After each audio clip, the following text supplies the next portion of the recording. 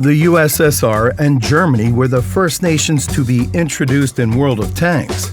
During the open beta test, there were also American vehicles in the game. However, they didn't make it to release. Still, it was just a matter of time. On October 30, 2010, another update was released introducing American vehicles to World of Tanks. That moment began a new phase of the game's development. These vehicles changed the gameplay and contributed to the variety of combat tactics. The T-29 occupied Tier 7. This tank featured a solid turret and reliable gun. In battles, it faced other vehicles of the same tier, such as the IS and the Tiger. And this Mickey Mouse, just look at its ears on the top turret, was pretty good at its job. Though it didn't always have the best luck. And American heavy tanks were even more fun when it came to higher tiers. Sturdy turrets and the best depression elevation angles for the time were the trademarks of these vehicles. Players appreciated both the T-32 and T-34 tanks, but the main star was yet to come. The T-30, the third Tier 10 vehicle in the game, sat atop the branch.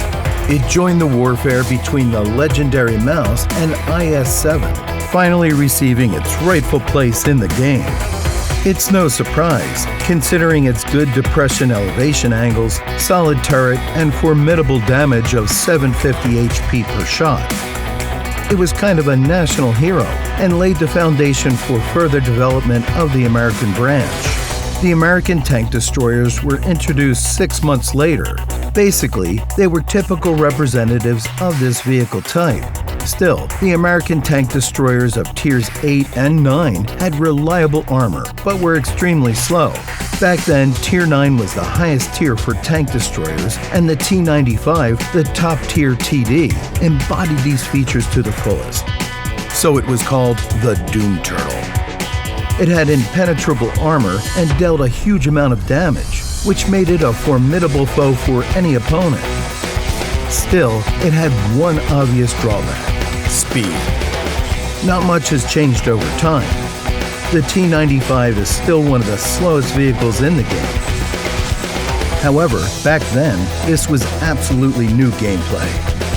In many cases, the Doom Turtle didn't have time to reach enemy vehicles, but when it came to defending the Allied base, the T-95 was second to none.